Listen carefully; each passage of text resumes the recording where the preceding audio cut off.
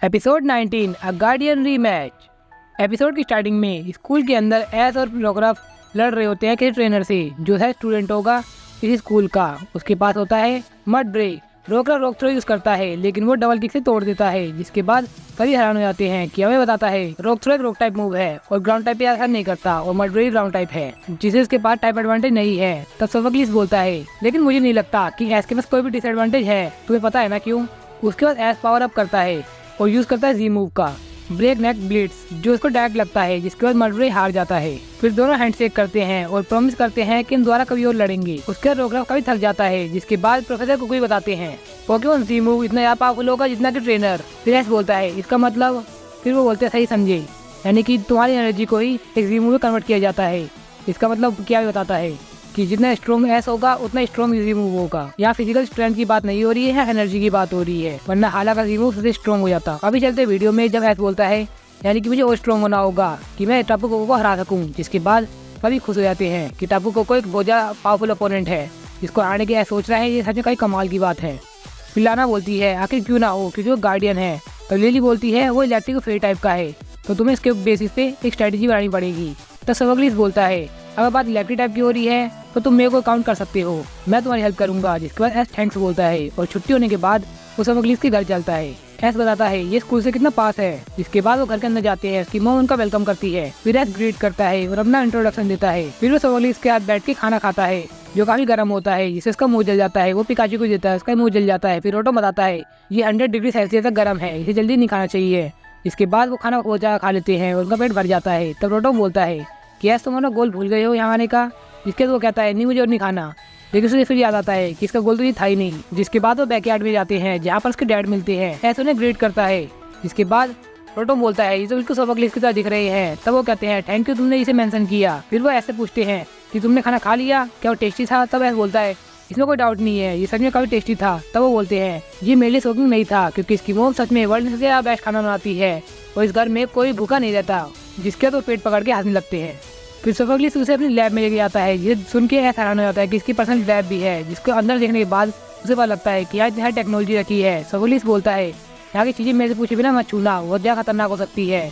इसके बाद वो ठंडर चीज को छू लेता है, उसे करंट लगने लग जाता है और वो चीज वो उठा के फेंक देता है रोटोम के ऊपर। फिर रोटोम को करंट लगने लग जाता है। फिर वो पिकाचू के ऊपर फेंक देता है। फिर पिकाचू को करंट लगता नहीं है बल्कि पिकाचू से ठंडा शॉक दे देता है। जिसके बाद रोटोम और सोफोक्लिस उस पर गुस्सा कर रहे होते हैं। फिर सोफोक्लिस टापू कोको की इलेक्ट्रिक सर्च के बारे में बताता है, ये इलेक्ट्रिक ट्रेन बनाता है जिससे रोटोम बताता है कि इलेक्ट्रिक पावर को बूस्ट कर देगा। फिर वो बताता है कि ये पिकाचू के लिए एडवांटेज बनाएगा, लेकिन राउलेट और रोक्रफ के लिए अलग स्ट्रेटेजी बनानी पड़ेगी। जिसको सुनने के बाद ऐसा दोनों को चुप कराता है और कहता है कि मुझे कुछ समझ नहीं आ रहा है।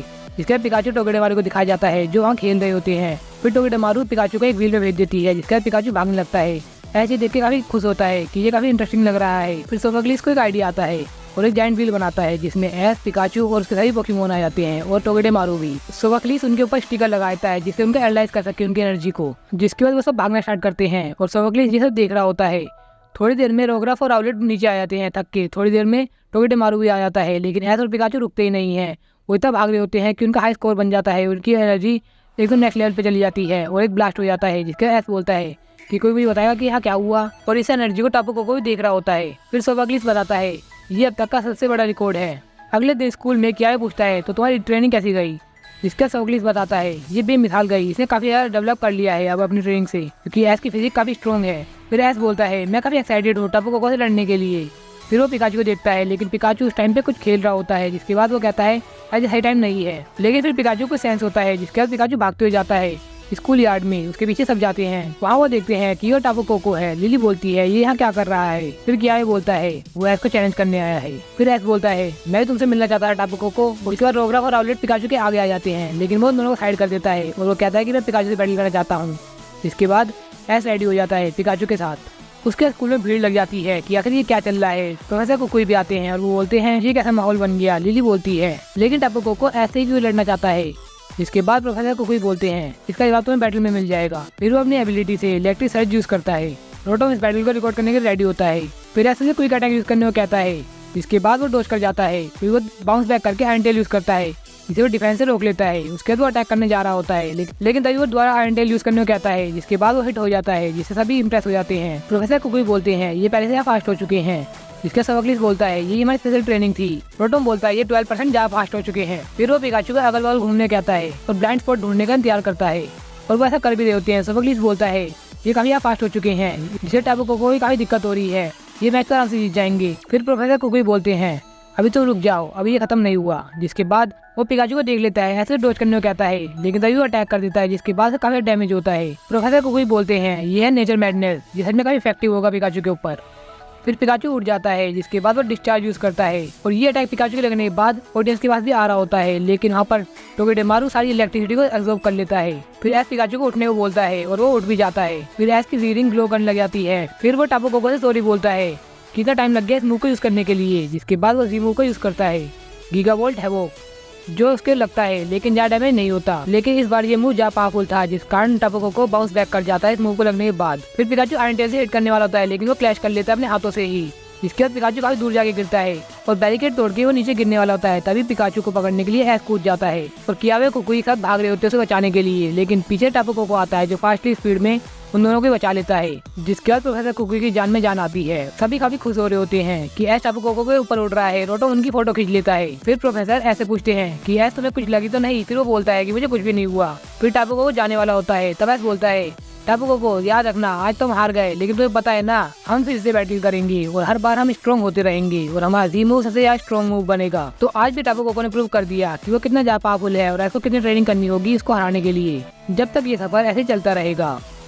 Episode 20 partner promises. आज एस और उसके क्लासमेट सभी शॉपिंग मॉल के लिए आए हैं जो काफी बड़ा है। यहाँ एस कैंडी देखता है। रोटोम बताता है कि ये कैंडी पोकेमॉन फूड है जिसे हम पोकी बीन्स भी कहते हैं। फिर एस सोच रहा होता है कि इसे कौन सी पोकी बीन्स लेनी चाहिए। तभी मेलो बोलती है स्टीनी को पोकी बीन्स पसंद है, लेकिन फ्लोरल वाली। जिसके बाद रोटोम एक्साइटमेंट दिखाता है क्योंकि ये एकदम यूनिक होती है। तब वो अपना डेटा को अपग्रेड करता है। तब एस डिसाइड करता है कि उसे येलो वाली लेनी चाहिए। या लिली बोलती है मुझे स्नोई के लिए स्कार्फ और बैंडास भी लेने हैं, जिसको सुनकर तीनों गर्ल्स काफी खुश हो जाती हैं, लेकिन बॉयज परेशान हो जाते हैं। रोटोम बताता है गर्ल्स को शॉपिंग करना बहुत पसंद होता है, जिसके तो भर भर के शॉपिंग कर लेती हैं। जिसके बाद मेलो बोलती है अभी शॉपिंग खत्म नहीं हुई, अब हम चलेंगे अलोरन सनराइज पे। मैंने सुना है वहाँ नेचुरल आइटम से एसेसरीज बनाई जाती है, जैसे कि हर्ट स्केल और कोर्थुला की ब्रांचेस से बनाए हुए आइटम्स। जिसके बाद क्या बोलता है मुझे जरूरी काम याद आ गया है, मैं जा रहा हूँ। उसके बाद सवकलिस बोलता है मुझे पौधों को पानी देना है, वो चले जाता है। फिर रोटोम बोलता है अरे हाँ मुझे याद आया कि रिएक्टिव लाकी आने वाला है, तो मैं जाके देखने जा रहा हूँ। तब वो बोलता है तुम तो वीसीआर में रिकॉर्ड करने के लिए लगा के आए हो, लेकिन वो बोलता है लाइव देखने में मजा आता है, इसका रिकॉर्डिंग में देखने में और ज्यादा मजा आएगा। जिसके बाद वो भी चला जाता है। ऐसे भी कोई बहाना मारने वाला होता है, लेकिन इसका बहाना नहीं चल पाता। उतनी देर में मेलो बोलती है कि सच में तुम्हें काफी मजा आने वाला है। फिर ऐसा कोई बहाना नहीं बचता है, तो वो कहता है चलो ठीक है मैं भी चलने को रेडी हो जाता हूँ। अब वो अलोरन सनराइज की शॉप में जाता है, जहाँ पर हाई फीमेल की चीजें होती है, जिससे वो सब देख रहा होता है। उसके बाद वो बालकनी में आता है और वो समुद्र को एंजॉय कर रहा होता है।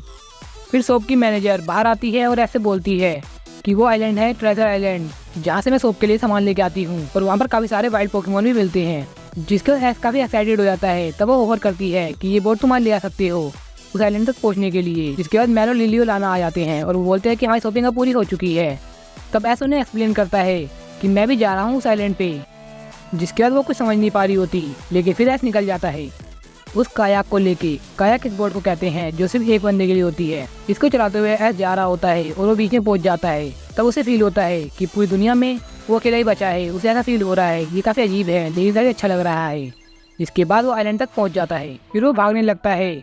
वहाँ वो क्रोबलर के झुंड से मिलता है, जहाँ वो फाइटिंग कर रहे होते हैं और वो छुप के देख रहे होते हैं। तभी एक क्रोबलर एक को हरा देता है। जिसके बाद सभी खुश हो जाते हैं और एस और पिकाचू उनके पास आ जाते हैं और कहते हैं कि हम भी तुम्हें ज्वाइन करना चाहते हैं। जिसको सुन के वो उन्हें घूमने लग जाते हैं और तभी अचानक से वो सब भाग जाते हैं। फिर एक क्यूटी फ्लाई उड़ के आ रही होती है और पिकाचू के नाक पे बैठ जाती है।